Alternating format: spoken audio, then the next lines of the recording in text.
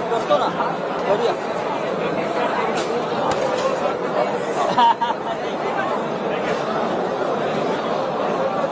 जय महाराष्ट्र.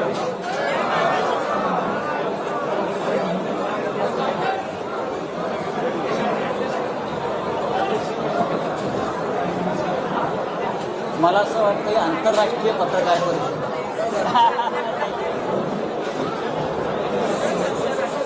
जय महाराष्ट्र. आपल्या समस्त पत्रकार बांधवांचं शिवसेना भवनात स्वागत. मला असं वाटतं आंतरराष्ट्रीय पत्रकार परिषद हिंदू हृदय सम्राट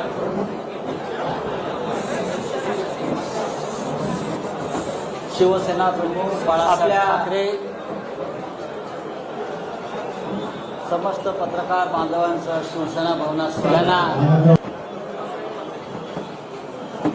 वंदन करतो, अभिवादन सम्राट त्यांचं स्मरण करतो. शिवसेना या वास्तूला महत्व आहे. अनेक लढे शिवसेना प्रमुखांच्या नेतृत्वाखाली आम्ही याच वास्तूतून सुरू केलेले. या वास्तूनं अनेक हल्ले पचवलेले आहेत. नुसते हल्ले नाही तर अतिरेक्यांचा हल्लाही पचवलाय. याच वास्तूच्या खाली बॉम्बस्फोट झालेले आहेत अतिरेक्यांकडून.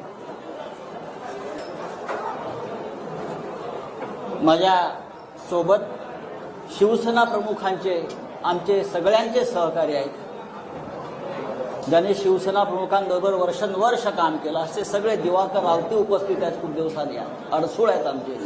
विनायक राऊत, अनिल देसाई, आदेश बांदेकर, मुंबईच्या महापौर किशोरीताई पेडणेकर, अरविंद सावंत, मंत्री उदय सामंत, अनेक म्हणजे संपूर्ण शिवसेना इकडे उपस्थित आहे. मी माननीय उद्धव ठाकरे, माननीय मुख्यमंत्री आणि शिवसेना पक्ष प्रमुख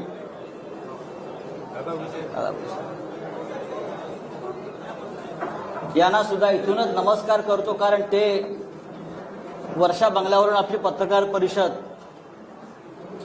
पाहतायत. त्यांचा आत्ताच फोन होता. माननीय शरद पवार साहेबांचाही फोन होता. महाविकास आघाडीतल्या प्रत्येक प्रमुख नेत्यांचा मला आत्ता एक 5-10 मिनिटांपूर्वी फोन होते. सकाळपासून त्यांचे फोन सुरू आहेत.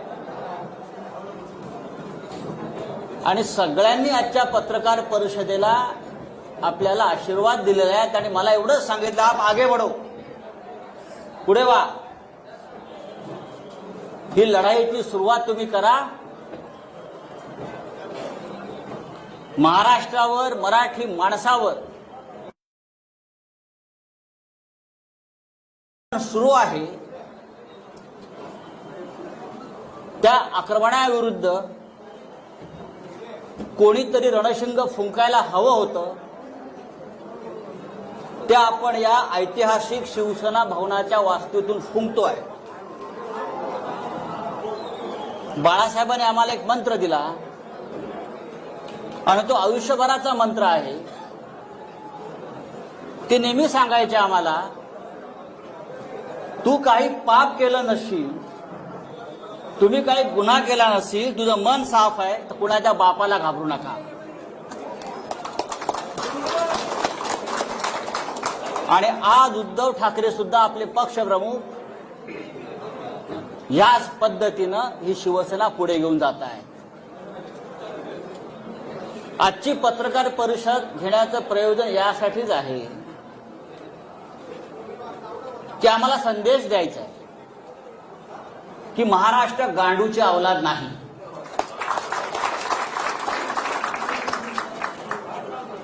मराठी माणूस बेईमान नाही. आणि तुम्ही कितीही नामर्दांगी करून आमच्या पाठीमागे वार केले तरी शिवसेना घाबरणार नाही. यासाठी हे पत्रकार परिषदेचं आयोजन आहे.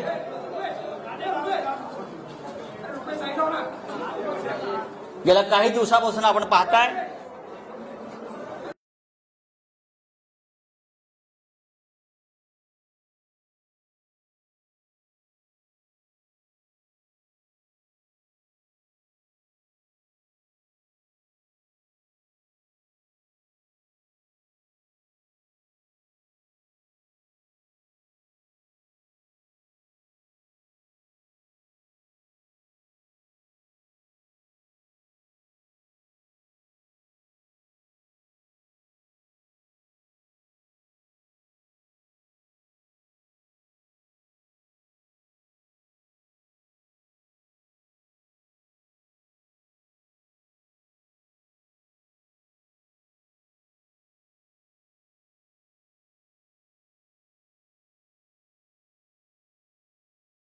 त्यांना पाडायचं आहे, घालवायचं आहे.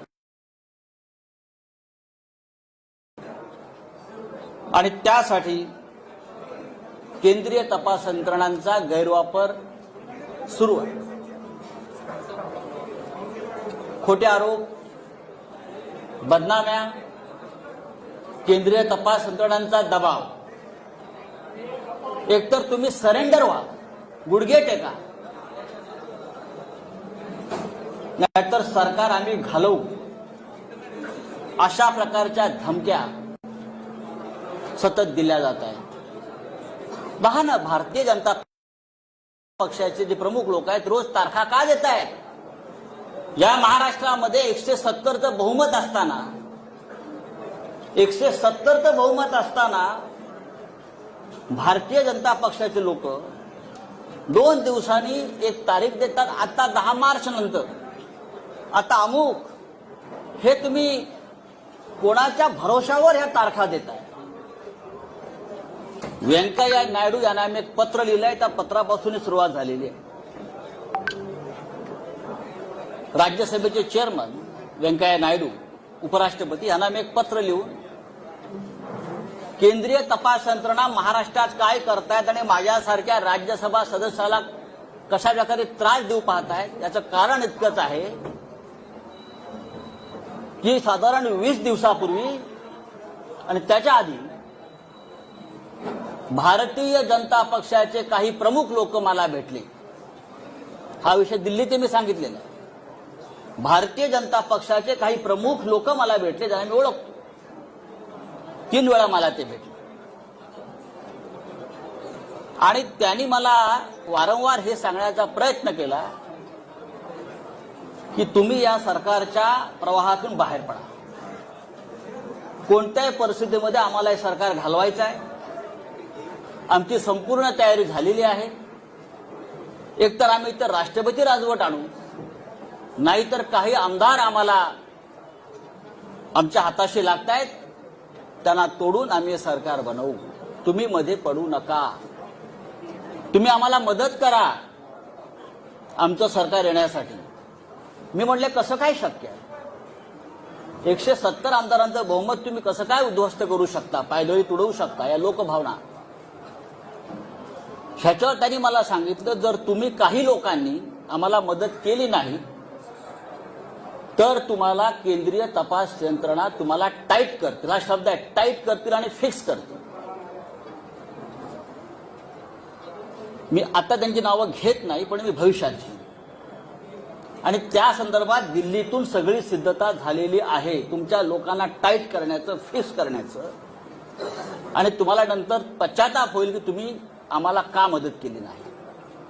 मी म्हटलं काय हरकत नाही, तुम्ही काही करू शकता, पण महाराष्ट्राच्या सरकारला किंवा ठाकरे सरकारला नख लागेल असं कोणतेही कृत्य आमच्या सगळ्याकडून होणार नाही. त्यांनी मला असंही सांगितलं, तुम्ही पाहिलं असेल की सध्या पवार कुटुंबांवर धाडी पडतायत. सध्या त्याच काळात सध्या पवार कुटुंबावर धाडी पडतायत आणि ते सुद्धा प्रकरण सोपं नाही. आम्ही त्यांना सुद्धा टाईट करतो. शरद पवार आणि मी नंतर माहिती घेतली तर त्याच दरम्यान 1 दिवसाच्या आड दुसऱ्या दिवसापासून पवार साहेबांच्या म्हणजे पवार कुटुंबियांच्या घरावर सातत्यानं धाडी पडू लागल्या. ईडीचे लोक हे त्यांच्या घरात, त्यांच्या मुलींच्या घरात, बहिणींच्या घरामध्ये 8-8 दिवस जाऊन ठाण बांधून बसले, बाहेर पडायला तयार नव्हते. आणि तिथे सुद्धा ह्याच प्रकारच्या धमक्या त्यांना दिल्या जात होत्या. मी जेव्हा त्यांना नाही सांगितलं की तुम्ही या भानगडीत पडू नका, आम्ही प्रतिकार करू, आम्ही प्रतिकार करू, सरकार पाडण्याचा प्रयत्न झाला तर महाराष्ट्रामध्ये ठिणगी पडेल, तेव्हा त्यांनी मला असं सांगतात ते की काही होणार नाही, आम्ही केंद्रीय पोलीस बल आणून सगळ्यांना थंड करू. ईडी तर आहेच, केंद्रीय तपास यंत्रणा आहेच. आणि तिसऱ्या दिवशी ताबडतोब माझ्यावर आणि माझ्या आसपासच्या लोकांवर ईडीच्या धाडी पडायला सुरुवात झाली. तिसऱ्या दिवशी अत्यंत वाईट पद्धतीने पहाटे 4 वाजता, पहाटे 3 वाजता आणि त्याच्या आधी धाड पाडण्याआधी तो मुलुंडचा जो दलाल आहे तो पत्रकार परिषद घेतो आणि सांगतो की आता संजय राऊतांना अटक होणार आहे, आता ईडीचे लोक त्यांच्या घरी पोहोचणार आहेत, या माणसाच्या घरी पोहोचणार आहेत. हा काय प्रकार? तुमचं सरकार महाराष्ट्रात आलं नाही याचा तुम्ही सूड अशा प्रकारे केंद्रीय तपास यंत्रणांचा, सीबीआयचा, ईडीचा गैरवापर करून आम्हाला त्रास देता आणि तुम्हाला असं वाटतं की आम्ही झुकू? बाळासाहेब ठाकरेंनी आम्हाला शिकवलं नाही गुडघे टेकायचं, अजिबात. हे शक्य नाही. तुम्ही काही करा, हे सरकार पडणार नाही. मी वारंवार त्यांना सांगत राहिलो आणि जेव्हा जेव्हा मी त्यांना सांगत आलो त्या दिवशी माझ्या नातेवाईकांच्या, माझ्या मित्रांच्या घरावर रेड पडत गेले. म्हणजे मला फ्रेम करण्यासाठी त्यांनी माझ्या आजूबाजूच्या लोकांना फ्रेम करण्याचा प्रयत्न केला. खोटी प्रकरण आहेत सगळी. जे आरोप माझ्यावर झालेले आहेत त्यातलं एकही प्रकरण खरं नाही. कोणत्याही प्रकरणात, कोणत्याही धंद्यात अशा प्रकारच्या मुळात मराठी माणसाला धंदा करू नये असं यांना वाटतं, म्हणून ते आपल्याला टाईट करतात. माझी मुलं असतील, माझे नातेवाईक असतील, माझा मित्र परिवार असेल, प्रत्येकाला बदनाम करायचं, खोट्या नावाने फोन करायचं. आत्ता तुमच्याकडे ईडी पोहोचताय, मुलांना फोन करायचा, उद्या सकाळी 4 वाजता ईडी आणि सीबीआय तुमच्या घरी येत आहे, उद्या सकाळी तुमच्या वडिलांना अटक करून घेऊन जातील.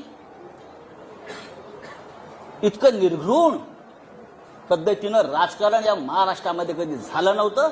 हे भारतीय जनता पक्षानं नालायकपणा सुरू केला आहे महाराष्ट्रामध्ये. गेल्या काही वर्षापासून आपण पाहतोय, वर्षभरापासून शिवसेना आणि उद्धव ठाकरे यांच्यावरती हल्ले सुरू आहेत. खोटे काय? एक एक प्रकरण मी तुम्हाला आता सांगतो. सत्य काय? आतापर्यंत शिवसेनेकडून आपण कधी उत्तर दिलं नव्हतं. आता उद्धवजींनी मला सांगितलंय, आधी लोकांसमोर वस्तुस्थिती येऊ द्या, सत्य येऊ द्या, आणि मग आपण बघू काय करायचं. खरं म्हणजे ही आजची पत्रकार परिषद ही ईडीच्या कार्यालयासमोर घेण्याची आमची योजना होती. पण नंतर आमची चर्चा झाली की सुरुवात इथून करू आणि अंत तिकडे करू. पाहू महाराष्ट्रात कोण राहता येते, तुम्ही राहताय की आम्ही राहतो. हा महाराष्ट्र आमच्या बापाचा आहे. हे बाहेरचे लोक येऊन आमच्यावरती दादागिरी करणार, आमच्या घरात घुसणार, आमच्या बायका मुलींकडे बघणार, हा, आणि भाजपवाले टाळ्या वाजवणार, हा निर्लज्जपणाचा कळस आहे. छत्रपती शिवाजी महाराजांच्या राज्यामध्ये, बाळासाहेब ठाकरेंच्या राज्यामध्ये कधी असं घडलं नव्हतं. या राज्यात अनेकांनी राज्य केलं, पण ह्या पद्धतीनं कधी राजकारण केलं नव्हतं. उद्धव ठाकरे आणि परिवाराचे रोज काहीतरी एक प्रकरण काढत असतात. काय तथ्य आहे त्यात? आतापर्यंत कोणी त्यांच्याकडनं सांगायला आलं नाही समोर. पण मी तुम्हाला सांगतो, तो जो कोण बोलतोय ना, दलाल, ज्याला मराठीमध्ये आपला भडवा म्हणतात, बरोबर ना, शुद्ध भाषेत आपल्या मराठीत भडवा म्हणतात, भडवा. हा, त्याने असं म्हटलं की ठाकरे कुटुंबियांनी कोरलाई गावात, अलिबाग जवळच्या 19 बंगले बांधून ठेवलेत म्हणे. काय? 19 बंगले. ही बेनामी प्रॉपर्टी आहे. 19 बंगले. माझं आव्हान आहे त्या माणसाला, माझं त्या दलालाला आव्हान आहे, आणि आपल्या सगळ्यांना मी सांगतो, कधी सांगा, आपण 4 बसेस करू आणि आपण त्या 19 बंगल्यामध्ये पिकनिकला जाऊ. आपण त्या बंगल्यात एक पिकनिक काढू सगळ्या पत्रकारांची. जर तुम्हाला ते बंगले तिकडे दिसले तर मी राजकारण सोडीन, आणि जर दिसले नाही तर त्या दलालाला जोड्याने मारेन. अख्खी शिवसेना जोड्याने मारेन. म्हणजे दिशाभूल करायचं, खोटेपणाचा कळस करायचा, भंपकपणा करायचा. कुठे आहेत बंगले? 19 बंगले, 19 बंगले, रोज टीव्हीला चालू 19 बंगले, 19 बंगले. चला दाखवूया, जाऊ आपण तिथे एक पार्टी करू, बंगल्यात बसून देतो चाव्या तुम्हाला. मी उद्योजकाला विचारलं, आम्हाला दाखवा बंगले तुमचे. पण लोकांच्या मनामध्ये भ्रम निर्माण करायचा, खोटेपणा, भंपकपणा, मराठी माणसाचा द्वेष, महाराष्ट्राविषयी असूया. हाच किरीट सोमय्या ज्याने काही वर्षापूर्वी हायकोर्टामध्ये एक पिटिशन केलं होतं, आठवत असेल तुम्हाला, शिशिर शिंदे असतील, त्यांना माहिती आहे. मराठी भाषा, बरोबर ना, मुंबईतून मराठी भाषा शालेय शिक्षणात सक्तीचे असू नये यासाठी जो माणूस कोर्टात जातो आमच्या मराठी भाषेविरुद्ध, त्याच्याकडून तुम्ही काय अपेक्षा करता? हा भारतीय जनता पक्षाचा फ्रंटमॅन आणि मराठी कट्टा चालवतात हे लोक मुंबईमध्ये, महानगरपालिका मराठी कट्टा. मराठी भाषेच्या विरुद्ध जो माणूस कोर्टात गेला महाराष्ट्रामध्ये, हाच तो भडवा दलाल आमच्या मराठी भाषेविरुद्ध. आणि काय तुम्ही सांगताय मराठीला अभिजात भाषा दर्जा आम्ही देतोय म्हणून? आधी याचा थोबाड बंद करा, आता आम्ही करू. दुसरा एक तो हल्ली म्हणतोय की आमचे श्रीधर पाटणकर आमच्या परिवारातले, त्यांनी म्हणे देवस्थानाच्या जमिनी विकत घेतल्या कर्जतला. मी स्वतः माहिती घेतली, मी काय पाटणकरांशी बोललो नाही, पण मी स्वतः माहिती घेतली त्या संदर्भात काय आहे. माझं त्याला आव्हान आहे हा आरोप करणारा. पाटणकरांनी देवस्थानाची जमीन कुठे आणि कशी विकत घेतली तुम्ही दाखवा. जी काय जमीन तुम्ही दाखवताय ही जमीन त्यांनी, म्हणजे हे बापरे, आणि याच्याकडून त्याच्याकडे, त्याच्याकडून ह्याच्याकडे, त्याच्याकडून ह्याच्याकडे, त्याच्याकडून ह्याच्याकडे, असे मध्ये 12 लोक आहेत. आणि 12व्या माणसाकडून पाटणकरांनी खरेदी केली. त्यांचा आणि देवस्थानाचा काही संबंध नाही. 2014 साली ही जमीन त्यांनी सलीम बिलाखियाकडून घेतलेली आहे. बिलाखियाने अविनाश कडूकडून घेतलेली आहे. अविनाश कडूने अर्जुन गुरवकडून घेतलेली आहे. अर्जुन गुरवने विठ्ठल गुरवकडून घेतलेली आहे. अशी एक मोठी अशी काय त्याच्यामध्ये नाव आहे. देवस्थानाकडून जमिनी आम्ही खरेदी केल्या. काय कशा करता? संजय राऊत आमचे आनंदराव अडसूळ ते वारंवार सांगतायत की मी निर्दोष आहे, माझ्यावरती खोटे आरोप आणि हे फ्रेम केलेले आहेत, तरी त्यांच्या विरोधामध्ये बोलत राहायचं, त्यांची बदनामी करत राहायचं. आनंद अडसूळ आमचे, भावना गवळी, रवींद्र वायकर, अनिल परब आणि सगळं झालं होतं मग माझ्याकडे. कारण मी म्हटलं सरकार पडू देणार नाही, प्राण जाय पर वचन न जाय. तेव्हा माझ्या मागे लागले. त्यांनी केलेला प्रत्येक आरोप हा खोटा आहे. माझ्या आयुष्यामध्ये मी कधी चुकीचं काम केलं नाही. आज सकाळीच मला कळलं की माझ्या बँकेत ईडीचे लोक गेले आहेत. माझ्या बँकेत सारस्वत बँक, स्टेट बँक, मला तो फोन आला की ईडीचे लोक आले. काय म्हणून? तुमचे 20 वर्षाचे म्हणे बँकेचे स्टेटमेंट्स घेऊन गेले. 20 वर्षाचे. बोलो ठीक आहे, घेऊन जाऊ द्या. बरं, ईडीचा तपास कसा आहे बघा, फार गमतीचा तपास आहे. माझं गाव अलिबाग. आता माझी जमीन लहानसण जी असेल ती अलिबागलाच असेल ना, ती मॉरिशसला नसेल, किंवा भारतीय जनता पक्षाच्या नेत्यांप्रमाणे कुठे लंडन अमेरिकेत माझ्या प्रॉपर्ट्या नसतील. 50 गुंठे जमिनीचा तपास ईडी करताय. किती? 50 गुंठे जमिनीसाठी ईडीच्या लोकांनी गेल्या 15 दिवसापासून त्या गावातल्या, किहीम गावातल्या आणि इकडल्या मुंबईतल्या त्यांच्या नातेवाईकांना, म्हणजे कोणाची 2 गुंठे जमीन, कोणाची 1.5 गुंठे जमीन, अशा आम्ही पूर्वी घेतलेल्या जमिनी मिळून 50-55 गुंठे, टोटल 30-40 लाखाच्या पुढे व्यवहार नसेल. पहाटे 4 वाजता घरात घुसायचं, त्या गरीब लोकांना उचलायचं आणि ईडीच्या कार्यालयामध्ये आणून बसवायचं आणि धमक्या द्यायच्या. तुला जेलमध्ये टाकेल. तू संजय राऊतांच्या विरुद्ध लिहून दे की तुला त्याने किती कॅश दिली. गरीब लोक आहेत, घाबरतात. त्यातले काही लोकांचे आई वडिलांकडून घेतलेले आहेत, ते मरून गेलेले आहेत बरं का. 12-12, 14-14 तास बेकायदेशीरपणे त्यांना डांबून ठेवण्यात आलं. कोणत्या कायद्यानं, कोणता तपास आपण करताय? 55 गुंठे जमिनीचा तपास ईडी करताय. किती मोठं काम आहे ईडी समोर. धमक्या देतायत, दादागिरी करतायत. जेल में डालेंगे, इधर नहीं तिहार के जेल में डालेंगे, तिहार के.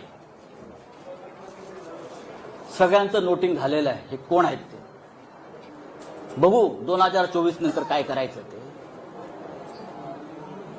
ही कोणती पद्धत आहे? आमच्या मुलीच्या लग्नाच्या हिशोबाला लागलेत. फूलवाले, पताकावाले. आश्चर्य वाटेल, मेहंदीवाल्याकडे पण गेले. मेहंदीवाल्याकडे गेले.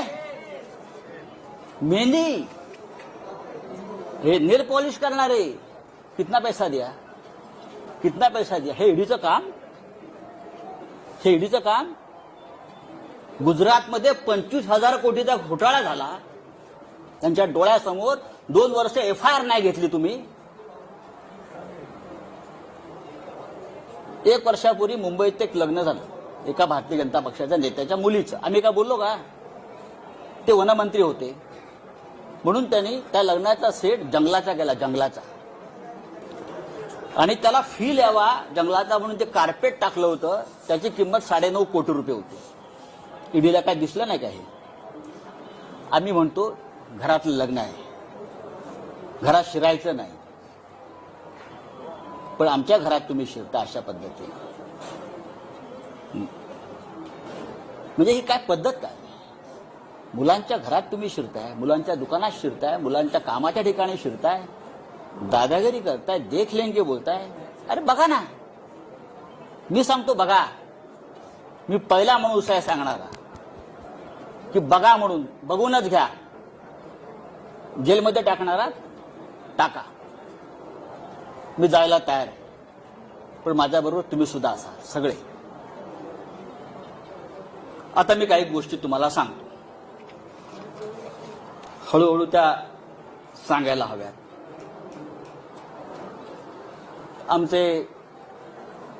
मला कोणतरी म्हटलं की तुम्ही जे कपडे शिवले तिथे पण डेडीवाला गेले होते, म्हणजे लग्नाचे कपडे शिवले.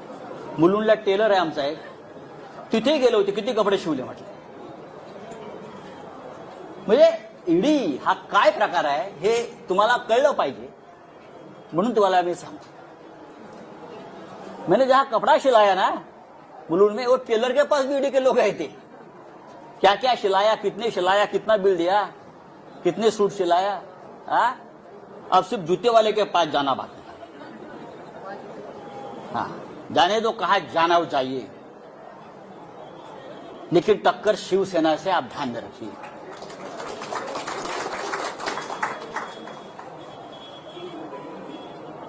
एक दूध वाला है हरियाणा में.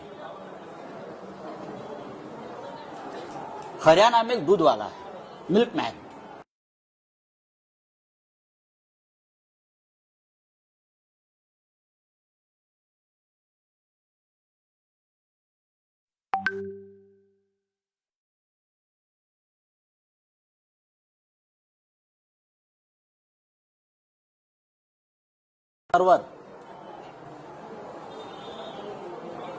मैं पूछना चाहता हूं ईडी से, क्या आप ये नरवर को पहचानते हो?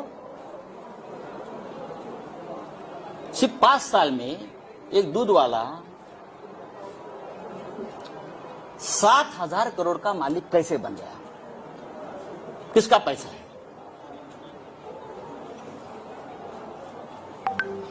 7,000 करोड़ का मालिक कैसे बन गया?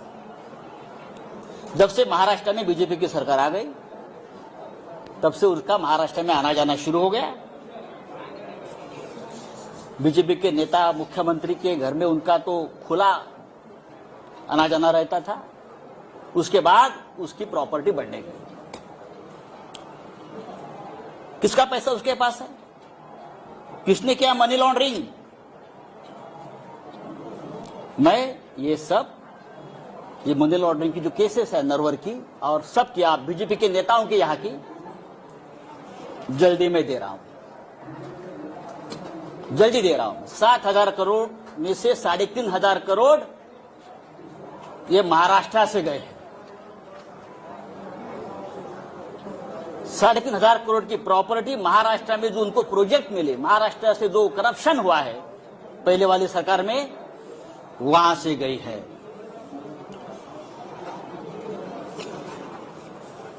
महाराष्ट्र में सबसे बड़ा घोटाला जो है फडणवीस सरकार के काल में बहुत हो गया, लेकिन सबसे बड़ा घोटाला हुआ है महा आईटी में। 25,000 करोड़ का घोटाला है। 25,000। कौन है अमोल काळे? कहां छुपाया उसको बताइए। Who is Amol Kale? Who is Vijay Dhawangale? सबके अकाउंट्स, सबके लिंक्स, सबके मनी ट्रांजैक्शंस, सबके किसके साथ जुड़े हैं, बिना टेंडर किसको कॉन्ट्रैक्ट मिले हैं, पैसा कहां कहां गया है। 2 दिन में जाएगा ईओडब्ल्यू के पास, फिर जाएगा ईडी के पास। 5,000 करोड़ का तो हिसाब मेरे पास आया है। 5,000 करोड़ का हिसाब मेरे पास आया है, वो जाएगा। हमारी 1 गुंठा जमीन आप निकालते हो, हमारे कितने बंगले, 19 बंगले निकाल रहे हो जो नहीं है जमीन पर। हाँ, मैं सेंटर ही हूं, आप मुझे नहीं बदल सकते। आप मुझे बताइए, ईडी के पास काम नहीं है क्या? जो हमारे जैसे मिडिल क्लास लोग जो है महाराष्ट्र में, उनके पीछे पड़े हो। पढ़ना है तो पढ़ लीजिए, लेकिन आपने गलत आदमी से पंगा लिया है। आपने शिवसेना से पंगा लिया है, आपने महाराष्ट्र से पंगा लिया है। मैं इतना आपको बताना चाहता हूं। अब मैं वापस आता हूं, परत आता मी येतो। तुमचे प्रिय जे रोज असतात ना ततपप करत, त्यांनी म्हणे पीएमसी बँक घोटाळा काढला। पीएमसी बँक घोटाळा, दुसरे काढलंय पत्राचाळ, आणि पीएमसी बँक घोटाळा पत्राचाळीशी त्यांनी आमचा सगळ्यांचा संबंध लावला। माझं तिथे बँकेत कधी खातं नाही, मला ती बँक कुठे माहित नाही। पत्राचाळ मी अद्याप बघितलेली नाही। ठीक आहे, माझ्या आसपासचे मित्रपरिवार त्या व्यवसायात कुठे असतील मला माहित नाही, असू शकतात माझे। आणि मी कधीही ज्यांची ज्यांची नावं घेतली आहेत ते सगळे माझे मित्र आहेत, मी कधी टाळणार नाही। मी पळपुटा नाही, माझे मित्र आहेत ते, आणि माझे मित्र आहेत म्हणून त्यांना फ्रेम केलेलं हे पण मला माहिती आहे, मला त्रास देण्यासाठी। आता हे जे कोणी आहेत तुमचे दलाल, भडवे ज्याला आपण मगाशी म्हणत होतो, ते वारंवार जे सांगतायत की पीएमसी बँक घोटाळ्यातले पैसे वापरतायत, आले आहेत। राकेश वाधवान, मला वाटतं नाव त्यांचं, राकेश वाधवान हे पीएमसी बँक घोटाळ्यातला एक असा आरोपी आहे। तो बिल्डर आहे मोठा, तो होता। बरंच काय का सांगतात, आमचे सगळ्यांशी त्याचे संबंध आहेत आणि पीएमसी बँक घोटाळ्यातले पैसे आम्ही वापरतो आहोत। आता फार एक महत्वाची गोष्ट मी तुम्हाला सांगतो। राकेश वाधवानला त्या काळात कोण ओळखत नव्हतं, सगळेच ओळखत होते। राकेश वाधवानच्या खात्यातून बीजेपीच्या अकाउंटला 20 कोटी रुपये गेलेले आहेत पक्षनिधी म्हणून। बीजेपीच्या अकाउंटला 20 कोटी ऑफिशियली गेलेत राकेश वाधवानच्या, हे सगळ्यांना माहिती आहे। पण आता हे जे महाशय बोलतात आमच्यावर कि राकेश वाधवान, पीएमसी बैंक घोटाला, भ्रष्टाचार, ईडी वाले सुनो, अगर ईडी वाले कहां सुनते होगे आज मेरी बात उनको सुननी पड़ेगी आज। ईडी और सीबीआई ईओडब्ल्यू, प्रधानमंत्री और गृह मंत्री आज मेरा ये जो स्पीच है वहां बैठकर सुन रहे, मुझे मालूम है। ये जो है अभी किरीट सोमैया ना, क्या उसका नाम, हाँ, वो बोलता है कि राकेश वाधवान एक भयंकर मानुस है, उसने भ्रष्टाचार किया है, पीएमसी बैंक घोटाला किया है, लोगों का पैसा डुबाया है। अब मैं पूछना चाहता हूं भाई, ये निकॉन इंफ्रा कंस्ट्रक्शन कंपनी किसकी है? निकॉन इंफ्रा कंस्ट्रक्शन कंपनी किसकी है? ये कंपनी किरीट सोमैया की है, उसका फैमिली की है, नील किरीट सोमैया की है, और वो राकेश वाधवान का पार्टनर है। निकॉन इन्फ्रासाठी पीएमसी बँक घोटाळ्यातल्या पैशाची गुंतवणूक करून हजारो कोटी रुपयाचा प्रकल्प त्याने मौजे गोखिवरे तालुका वसईत उभारलेला आहे। हे मी पुराव्यासह सांगतोय। पीएमसी बँक घोटाळ्याचा मास्टर माइंड एचडीआयएलचा राकेश वाधवानशी यांचा थेट आर्थिक संबंध आहे।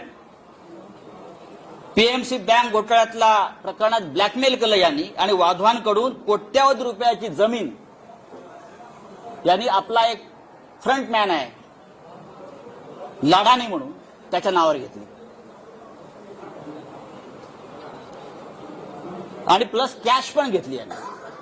ही कॅश 80 ते 100 कोटीच्या घरात पीएमसी बँक घोटाळ्याची ब्लॅकमेल करून आणि जमीन घेतली आपल्या फ्रंटमॅन लाडानी, त्याचं नाव सांगतो मी तुम्हाला पूर्ण, लाडानीच्या नावावर त्यांनी ती घेतलेली आहे जमीन पूर्ण वसई, आणि गोखिवरे वसई येथे ही 400 कोटी रुपयाची जमीन फक्त 4.5 कोटी रुपयाला घेतली। अशा 2 जमिनी त्याने घेतलेल्या आहेत। एक जमीन 7 कोटीला घेतली आणि त्या जमिनीवर जी कंपनी आहे, या कंपनीचा डायरेक्टर नील किरीट सोमैया निकॉन फेज 1 आणि निकॉन फेज 2 हे हजारो कोटीचे प्रकल्प उभारले जात आहेत। हा सगळा पीएमसी बँकेतला पैसा आहे। एन्व्हायरमेंट क्लिअरन्स नाही, एन्व्हायरमेंट क्लिअरन्स नाही, अनेक नियमांचं पायमल्ली केलेली आहे। राष्ट्रीय हरित लवादानं जर आता ऍक्शन घेतली तर त्याला 200 कोटी रुपयाचा दंड होईल। माझं आदित्य ठाकरे पर्यावरण मंत्री यांना आवाहन आहे, ताबडतोब यात लक्ष घाला आणि या प्रोजेक्टच्या संपूर्ण परवाने रद्द करावी आणि ईओडब्ल्यूनं पीएमसी बँक घोटाळ्यामध्ये किरीट आणि नील सोमैयाला ताबडतोब अटक करा। पीएमसी बँक घोटाळ्याच्या आधी किरीट सोमैयाच्या अनेक जवळच्या लोकांनी बँकेतून पैसे काढून घेतले। मी तुम्हाला नंतर ती यादी देणार आहे, म्हणजे याला घोटाळा होतोय माहिती आहे। मुळात पीएमसी बँक घोटाळ्यातल्या या माणसानं किरीट सोमैयाच्या माणसाला जमीन का विकली? 2015 साली तेव्हा घोटाळा सुरू होता ना। हा भ्रष्टाचाराविरुद्ध लढणारा माणूस स्वतः हा आम्हाला अक्कल शिकवतोय, आम्हाला ज्ञान देतोय। एक लक्षात घ्या, हे सगळं एका बाजूला भ्रष्टाचारावरती भजन करायचं, दुसऱ्या बाजूला महाराष्ट्र लुटायचा, मुंबई लुटायची, आमच्यावरती आरोप करायचे मुंबई महानगरपालिकेपासून सर्वत्र, आणि आपले भ्रष्टाचार लपवायचे। हा किरीट सोमैया हा भारतीय जनता पक्षाचा सध्या मुंबईतला चेहरा आहे, लक्षात घ्या। हे जे आहे, हा देवेंद्र रजनीकांत लधानी त्याचं नाव आहे, he the front man of Kirit Somaiya, आणि त्याने राकेश वाधवानशी व्यवहार केलेला आहे मोठ्या प्रमाणात, कोट्यावधी रुपयाचा। ते सगळे पैसे पीएमसी बँक घोटाळ्यातले आहेत, ते सगळे पैसे, ते व्यवहार हे त्या बँकेसंदर्भातलेच आहेत आणि 1540 संदर्भातले पैसे सुद्धा याच्यामध्ये गेलेले आहेत। याची संपूर्ण चौकशी महाराष्ट्राच्या मुख्यमंत्र्यांनी करावी, यांचं माझं बोलणं झालेलं आहे। हे फक्त मी 5% सांगितलं आहे, कारण बाकी सगळे पेपर्स आज जातील। दुसरी गंमत तुम्हाला सांगतो. पीएमसी बँक घोटाळ्याचा तपास ईडी करताय. हे सगळे कागद ईडीकडे मी 3 वेळा पाठवलेले आहेत. हे सगळे पेपर्स, ऑल डॉक्युमेंट्स भ्रष्टाचाराच्या या किरीट सोमय्याच्या गेल्या 3 महिन्यामध्ये मी किमान 3 वेळा ईडी कार्यालयात पाठवलेले आहेत. तुम्ही 1 गुंठे 2 गुंठेवाल्यांना बोलवता आणि मी बघितलंय हा किरीट सोमय्या आतमध्ये बसून ईडीच्या कार्यालयामध्ये दही आणि खिचडी खात असतो रोज. हा, त्याच्या बापाचं राज्य आहे का इथे? तुम्ही आमच्या मराठी लोकांना बोलवणार, तुम्ही आमच्या मंत्र्यांना बोलवणार, तुम्ही आमच्या आमदार खासदारांना बोलवणार. और ये जो लोग हैं, ईडी का करप्शन इस हद तक है कि ये सब लोग ईडी के वसूली एजेंट बन गए. और मैं ये बहुत दावे के साथ कहता हूं. अब और एक मैं आपको बहुत इंटरेस्टिंग और मजे की बात बताने चाहता हूं. ईडी वाले सुनो और हिम्मत है तो मेरे घर पर आइए. मैंने पहले भी इस मंच से कहा था मैं नंगा आदमी हूं, मैं शिव सैनिक हूं. आप कितना भी मेरे बारे में गलत कर लीजिए, कितनी भी फ्रेम कर लीजिए, आई विल फाइट. मैं ईडी वाले से पूछता हूं कि जितेंद्र चंद्रलाल नवलानी कौन है? नाम लिख लीजिए. जितेंद्र चंद्रलाल नवलानी. ये नाम सुनकर मुंबई और दिल्ली के ईडी ऑफिस का सांस बंद हो गया होगा. उनको पसीने छूटे हैं.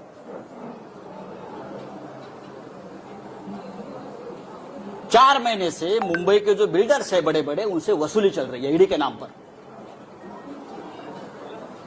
मुंबई के 70 बिल्डर, प्रतिष्ठित बिल्डर, उनसे ईडी के नाम पर जो वसूली हो रही है उसको ईडी को भी पता है, कुछ अधिकारियों को पता है.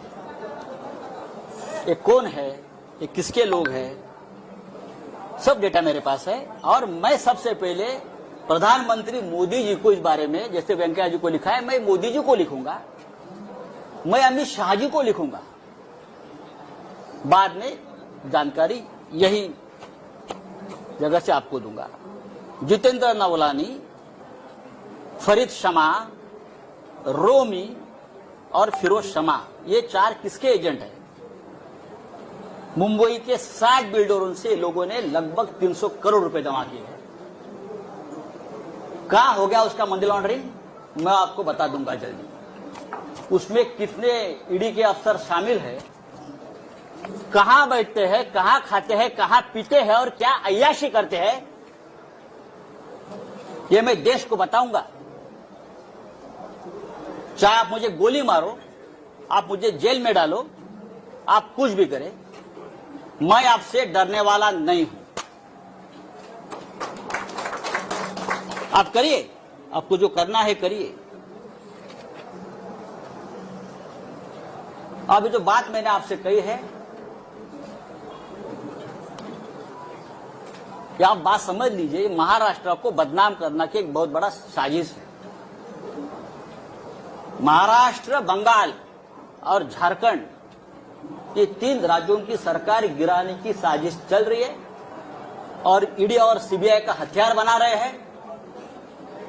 हमारे जैसे लोग जो पार्टी के लिए अपनी जान देने को तैयार है, हमारे जैसे लोग, हम सबको तकलीफ देंगे,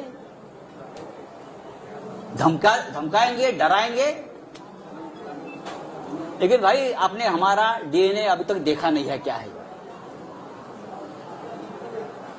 ऐसी कोई जेल बनी नहीं है कि मुझे 2 साल तक जेल में रखे. हमने बहुत देखा है जिंदगी. आइए, अरे बच्चों को धमकाते हैं लोग, ईडी वाले छोटे छोटे बच्चों को धमकाते हैं. 80 साल के एक बुढ़े को पकड़कर लेके गए अलीबाग से, 80 ईयर्स ओल्ड हार्ट पेशेंट है. वो रो रहा था कि मुझे अब याद नहीं है भाई, इतने साल का एक ट्रांजैक्शन है, मुझे कैसे याद होगा 2-4 लाख का ट्रांजैक्शन है. तू यहां ही मरेगा, तू घर में नहीं जाएगा। इस प्रकार से ईडी के अधिकारी ने उसको धमकाया। अमित शाह, मोदी जी से मेरा ये निवेदन है, क्या यही आपकी डेमोक्रेसी है? आप इमरजेंसी के बारे में बड़े बड़े भाषण देते हो, आक्रोश करते हो, और ये आपकी एजेंसी। अरे हमसे लड़ो ना। जिस दिन मेरे रिलेटिव्स के ऊपर, मेरे दोस्तों के ऊपर रेड्स हो रही थी और इनोसेंट लोगों को पकड़कर लेके जा रहे थे, उस रात को मैंने अमित शाह जी को फोन किया था। उस रात को मैंने अमित शाह जी को फोन किया था। मैंने कहा कि अमित शाह जी, मैं आपका बहुत रिस्पेक्ट करता हूं, आप बड़े नेता है, देश के गृह मंत्री है, लेकिन ये जो चल रहा है ये ठीक नहीं है। अगर आपकी मुझसे दुश्मनी है तो आप मुझे अरेस्ट करिए, मैं तैयार हूं। आप मुझे टॉर्चर कीजिए, लेकिन आप मेरे नजदीकी, मेरे दोस्त, मेरे रिलेटिव्स, मेरे बच्चे, आप उनको क्यों टॉर्चर कर रहे हो आपकी एजेंसी? मैंने कहा उनको, और भी मैंने लोगों से बात की। ये शिवसेना भवन है, बाला साहब ठाकरे जी से हमने हमेशा प्रेरणा ली है। ये महाराष्ट्र है, ये छत्रपति शिवाजी का महाराष्ट्र है। मैं इतना ही कहूंगा, आप करिए कुछ भी, हम झुकेंगे नहीं, हम डरेंगे नहीं, हम झुकेंगे नहीं, लेकिन आपको झुकाएंगे हम। किसी भी हालत में महाराष्ट्र में ठाकरे सरकार रहेगी और 2024 में भी देश में परिवर्तन होगा। कभी डराने वाले, धमकाने वाले कहां होंगे, इतना मैं कहूंगा। जो मुझे बात कहनी थी मैंने कह दी है। मुझे लगता है नो क्वेश्चन आंसर्स, ये काफी है। और ये बात अब तक, ये कहानी पूरी नहीं हुई है, ये ट्रेलर है। आने वाले समय में कुछ वीडियो, कुछ क्लिप्स और डॉक्यूमेंट्स लेकर मैं सामने आ जाऊंगा। मैं देखता हूं कौन क्या करता है। आप दिल्ली में, कुछ लोग गए, दिल्ली में जाओ, नहीं तो जो बाइडेन के पास जाओ, मुझे कोई फर्क नहीं पड़ता है। मैं शिवसैनिक हूं, मेरी जिंदगी संघर्ष में गई है, लड़ाई में गई है। बाला साहब ठाकरे जी का मुझे हमेशा आशीर्वाद मिला हम सबको। हम हारने वाले नहीं है। जय हिंद, जय महाराष्ट्र।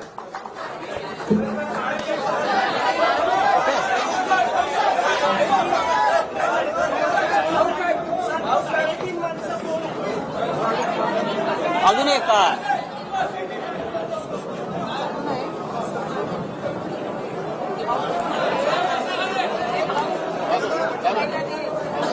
और हाँ, हेलो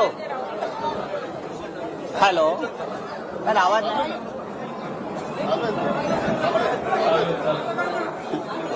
देवेंद्र फडणवीस जी का और एक फ्रंटमैन है जिसका नाम मोहित कंबोज। फडणवीस साहब का आजकल वो बहुत ब्लू आइड बॉय है, ऐसा मुझे कहा, मैं तो पहचानता नहीं। वो फडणवीस साहब को डुबाने वाला है। ये जो मैं देख रहा हूं मैं, थोड़ा सा बाकी है। ये जो पत्राचाल वाला इशू निकाला है ना, ये पत्राचाल की जमीन खरीदने वाला है मोहित कंबोज है। सबसे बड़ा घोटाला, और उसमें भी पीएमसी बैंक का पैसा लगा है। पीएमसी बैंक को डुबाने वाला, वहां का करप्शन का पैसा ये पत्राचाल में लगा है। और मोहित कंबोज का वहां एक द लग्जर कंस्ट्रक्शन प्रोजेक्ट बन रहा है पत्राचाल पे, और हम पे उंगली दिखा रहे हैं। दूसरी बात है कि और एक है, सॉरी, उसके बारे में मैं और बता दूंगा। कागज कहाँ गया वो? और एक कागज था उसका, हाँ, राकेश वाधवान, जो मैंने नाम लिया था, राकेश वाधवान, उसके पास से ये मोहित कंबोज के केबीजी ग्रुप ने 1,65,000 स्क्वायर मीटर की जगह में 40 एकड़ क्षेत्र में से 4557115 स्क्वायर मीटर, जिसकी कीमत है 12,000 करोड़, मोहित कंबोज ने खरीद ली। कितने में खरीद लिया? 100 करोड़ में सिर्फ। कैसे? किसका पैसा है? और लोग बोलते हैं ये हमारे फडणवीस साहब का ब्लू आइड बॉय है, ब्लू आइड बॉय है। ये Kamboj bio farming private limited, KBG ventures, Ironman real estate, Tirth experience private limited, KBG hotels, Shivabi hotel, silver stick film company, Kaal Bhairav ventures, naps media solutions, PM reality, Kaal Bhairav, उसमें किसका पैसा कहां से आया है फडणवीस साहब सिर्फ आपको ही मालूम है। धन्यवाद।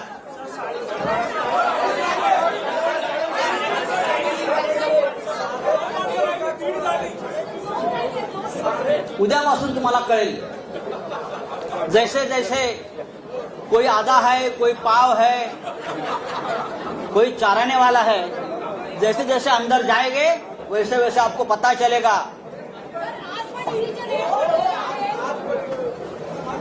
चलिए, धन्यवाद। ठीक झालं का? हा? हा? या बाजूने बाहेर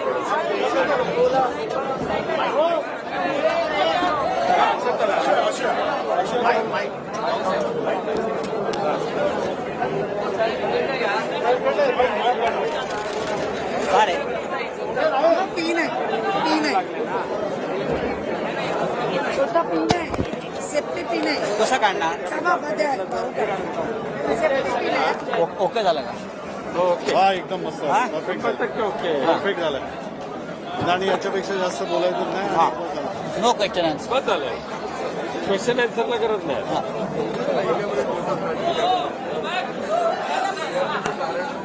या इकडे